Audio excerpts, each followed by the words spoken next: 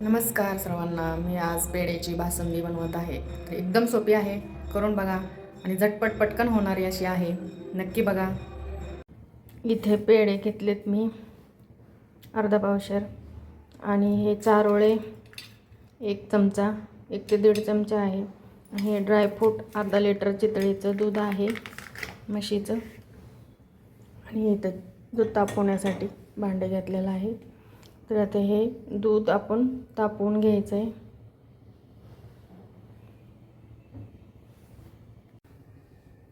Gas आता चालू करायचं आहे. दूध तापाय ठेवायचं आहे आता आपल्याला.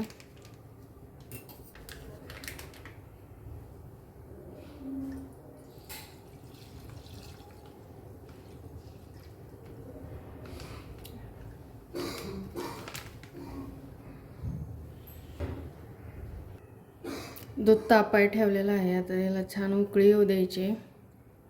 उकळी आल्यानंतर मग ते पेढे हे सगळं टाकायचं त्यात मटेरियल.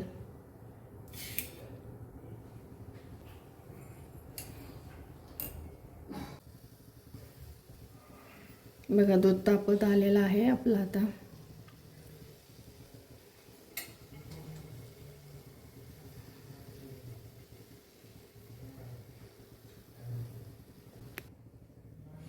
दूध तापलेलं आहे आता.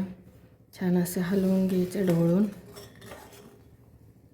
उकळी आलेली आहे.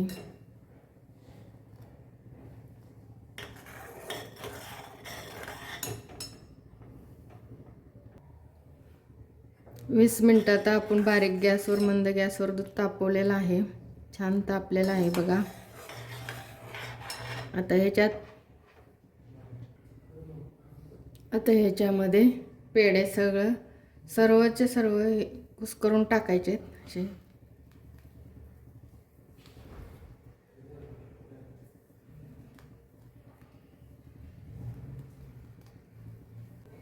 सर्व पेढे टाकायचे त्यात. छान म्हणजे बासुंदी आपली घट्ट होईल चांगली. जास्त दूध आटवायची गरज नाही. पेढे टाकले की पटकन होते लगेच.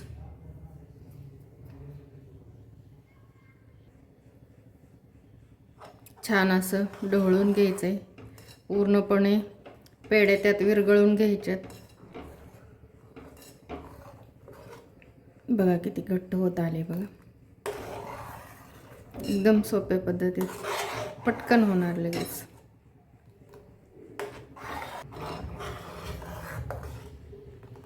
आता ह्याच्यात ड्रायफ्रूट टाकायचं आहे.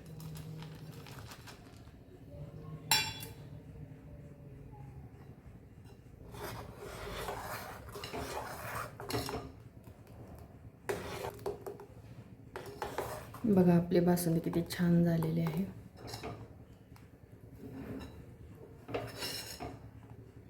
तुम्हाला गोड पाहिजे असेल तर तुम्ही, पेढे गोडच असतात, थोडे आणखी गोड पाहिजे असेल तर साखर तुम्ही टाकू शकता. हे मी 2 चमचे साखर घालते. जास्त गोड खात नाही मी.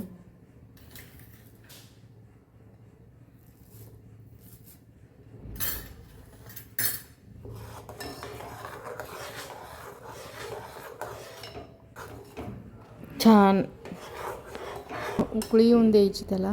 उकळी आल्यानंतर मंद गॅस करायचा आहे.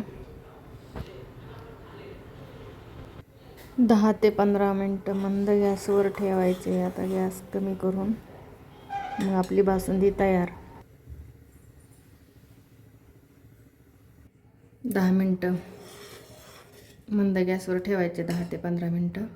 मग आपली बासुंदी तयार. अशा पद्धतीने करून बघा, पटकन होती. दूध आटवायची गरज नाही, काही नाही.